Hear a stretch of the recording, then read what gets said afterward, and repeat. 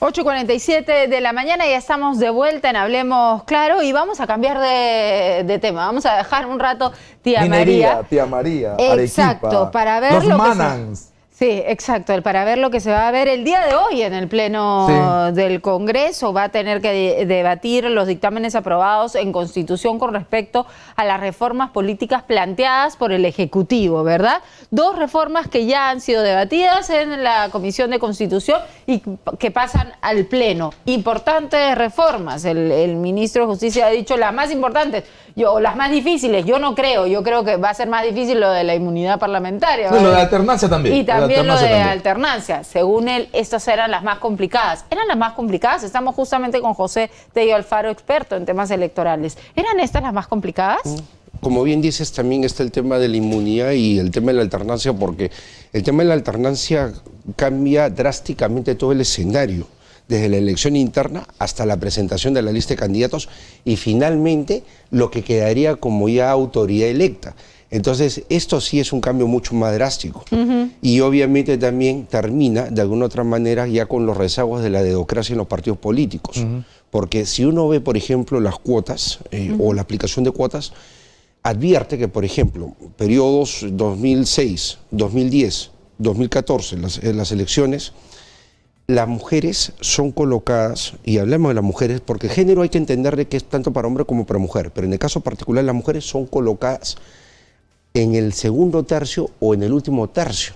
No van en el primer tercio en elecciones municipales. Como tú dices, relleno, como dice Manuel. Y con mayor énfasis en el último tercio, igual que la cuota joven. O sea, la cuota no cumple su función correctiva. Una cuota tiene un carácter correctivo, es una ley correctiva incluso de carácter temporal. En la legislación comparada en el derecho electoral se entiende que estas cuotas que incluso se generaron de manera, digamos, voluntaria en los países escandinavos, estas cuotas allá por los años 70 cumplen una función pues de corregir la exclusión de un determinado sector de la sociedad, de la representación política.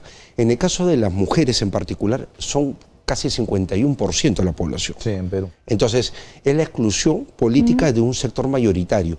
89 alcaldesas electas en el último proceso.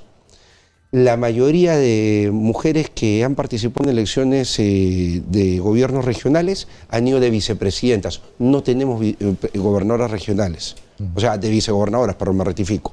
Siempre se pega eso de presidente, bueno, en fin. Pero han sido vicegobernadoras, mas no han sido gobernadoras. Exacto. Entonces, ni siquiera Yamil Osorio. Está claro que si va a paridad, tiene que ir a alternancia. Claro. Ni siquiera tenemos un caso como el de Yamil Osorio, por ejemplo, que fue la pasada exitosa. Ahora, ¿qué cosas se ha aprobado hasta ahora?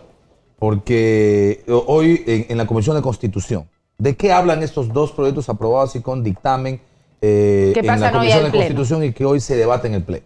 A ver, vayamos por partes. En primer lugar, estos dictámenes tienen un curso. Cuando entra el proyecto de ley, por oficialía mayor, es derivado a la comisión especializada. Al ser reforma política, esto va a la Comisión de Constitución y Reglamento. La Comisión de Constitución y Reglamento prepara un predictamen, que se supone que es el análisis que hacen sus técnicos y las opiniones de diversas entidades y especialistas. Ese predictamen es votado y se comete un dictamen. Y esto pasa al Pleno del Congreso. Ahora, estamos en esta última etapa y hay que ser claros en algo. Puede cambiar drásticamente también el dictamen. O sea, no está nada dicho. No es que esto sea letra escrita en piedra. Acá pueden haber cambios y cambios bastante drásticos. Difícil, pero es posible, porque además han hecho un esfuerzo, pero realmente grande para ponerse de acuerdo. ¿Qué dicen estos 2 dictámenes? En el caso particular, por ejemplo, del dictamen de democracia interna, se está haciendo una distinción que me parece que no es muy saludable. Se está distinguiendo entre partidos que ya están inscritos y partidos por inscribirse. Para el 2021. Sí, para mí, honestamente, eso es discriminación. O sea, ahí hay una discriminación y eso podría llevarnos a que si la norma con ese tenor es aprobada, se pueda dar una acción de inconstitucionalidad tranquilamente. Y eso también puede hacer una observación hoy en el Pleno.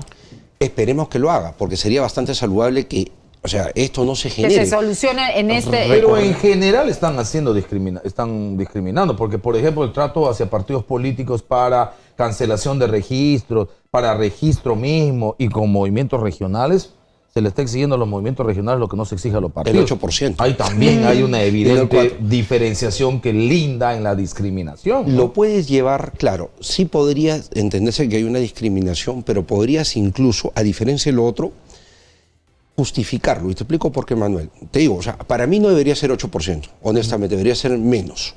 Pero en realidad, hasta 4, incluso, igual que los partidos. Claro, la pregunta es por qué le pido al partido 4 y por qué le pido al movimiento regional 8. Claro, pero ahí viene el tema, perdón, 5%, 5%, ya. Debería ser hasta 5%. ¿Por qué? Porque en este caso lo que ellos aducen es que los movimientos pues manejan electorados más pequeños en las instancias departamentales regionales. Por eso el porcentaje es más alto. Claro, porcentaje más alto para exigirles más. Pero espérate, esto podría tener cierta lógica. Ahora, ¿hay discriminación entre partidos y movimientos? No es que la haya, o sea, en puridad. ¿Por qué? Porque son espacios diferentes. El partido es nacional, su ámbito es nacional. El movimiento es local y focalizado. Tienen trato diferenciado. No hablamos de discriminación, hablamos de diferenciación, siendo bastante objetivos. Entonces, en el caso de los partidos, si me hablas de partidos preexistentes a la ley y partidos nuevos, ahí sí hay discriminación. ¿Y por qué? Porque sí son iguales y sí discriminas. En el caso de partidos políticos, del proyecto, de la reforma, al ya tener el dictamen, al estar pasando el Pleno, tenemos ya entonces la seguridad de que el Ejecutivo ha llegado a un consenso con los cambios que se han hecho. O sea, el Ejecutivo ha estado de acuerdo con estos cambios y que exista esta salvedad para los partidos ya existentes. Sí. A ver, no necesariamente, porque recordemos de que acá... el cambio de la esencia, a eso me refiero. A ver, vamos por partes. Lo que ocurre es que el Ejecutivo presenta un proyecto de ley. Ajá. Y en este caso en particular sí hay unos cambios mayores que en otro tipo de proyecto de ley. Exacto. Hagamos un paralelo. Por ejemplo, para la inscripción de partidos políticos, ya se estaba requiriendo el 0.075% de afiliados. Eso decía el Ejecutivo. El Ejecutivo. El Congreso le subió al 0.1%. Exacto. ¿Ya? O sea, pasamos de 14.000 a 23.000 aproximadamente. 20 y tantos mil. Ya. Entonces, nosotros ahí que tenemos un cambio menor. Se mantuvo la esencia porque el concepto mismo de la afiliación, más no de la adherente, se mantiene. ¿No? Porque era el adherente, pero ni siquiera, sí, o sea, el que se adhería, digamos, a la elección de un partido político. Exacto, ya, pero eso no cambia la esencia. No, acá sí. Acá sí está cambiando la esencia. Porque, por supuesto, me estás haciendo también una discriminación y eso para mí es lo más, o sea, lo más débil de este proyecto, que en realidad se podría complicar muchísimo de llegar a ser una ley. Pero entonces... Pero sí tiene la venia del Ejecutivo, ¿eh? Porque se ha reunido el sábado pasado el Premier con los grupos políticos y el punto de negociación era, aceptamos todo este asunto, pero nosotros no entramos a primaria. ¿Pues? Pues yo te voy a decir una cosa, sinceramente. Podrán ponerse de acuerdo, pero el Tribunal Constitucional podría ser otra cosa. Claro, por supuesto. Y acá estamos en un Estado de Derecho, o sea, no me llamaría atención que alguien que esté con un partido recién inscrito o... Presenta una demanda de inconstitucionalidad. Por supuesto, y tiene todo el derecho de, por lo menos, motivar, ojo, siguiendo los canales adecuados, porque la acción de inconstitucionalidad obedece pues a canales adecuados que tienen que aplicarse en este caso. Fuera de eso, que además es, por supuesto, transitorio porque se aplica el 2021. ¿La norma realmente consigue el propósito de democratizar los partidos?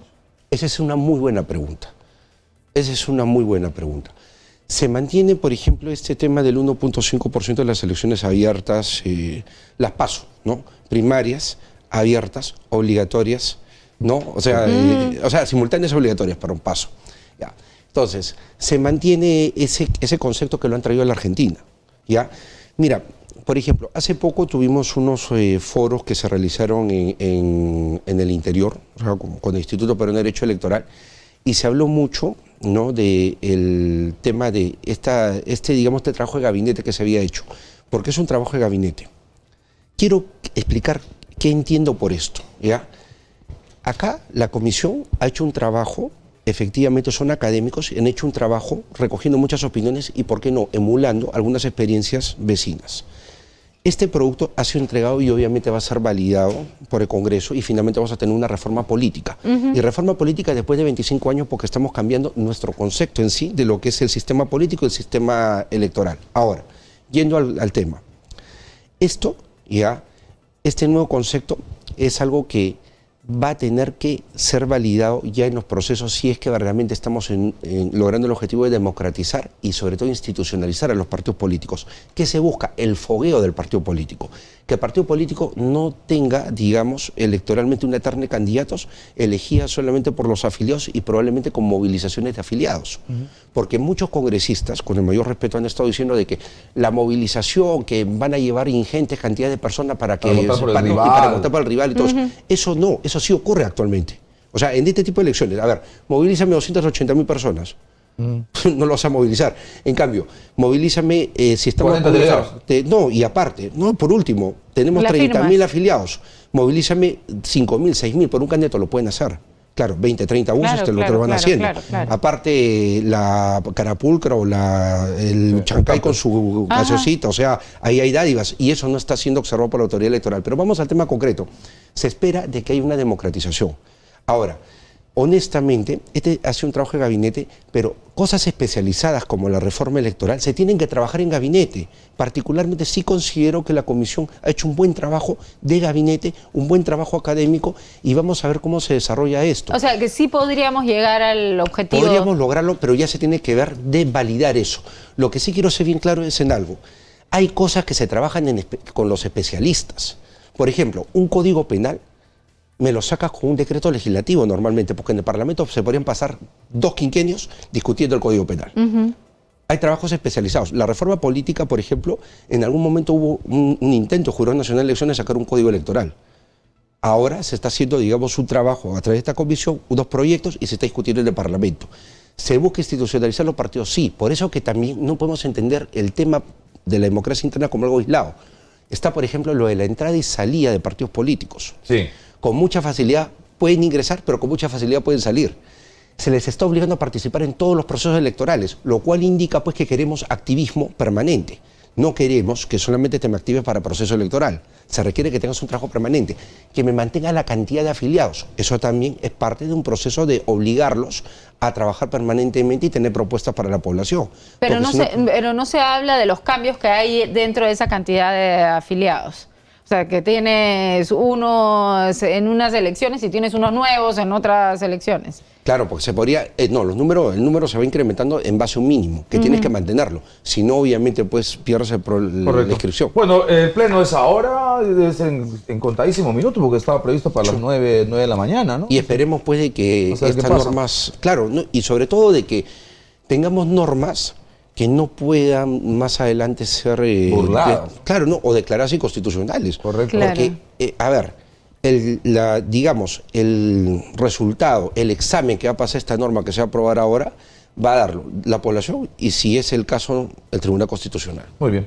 José Tello Alfaro ha estado con nosotros, experto en temas electorales, hablando de lo que se ha avanzado. ¿Me permites un tema, por favor, rapidísimo? Quería invitar a toda la... o sea, nuestros televidentes a un evento que se va a realizar ahora en el local del ENEG, en calle Luis Felipe Villarán, 244 San Isidro. ¿Hoy? Sí, hoy. Este es el foro participativo Democracia y Poder en tus manos. Es sobre la reforma política y lo estamos organizando en el Instituto Peruano de Derecho Electoral con la Fundación Adenauer. El ingreso es gratuito y los esperamos, por favor. Qué bueno. Muy bien. Gracias, José. Ha sido un trabajo pedagógico siempre. Muy gentil. Ha sido José Tello Alfaro.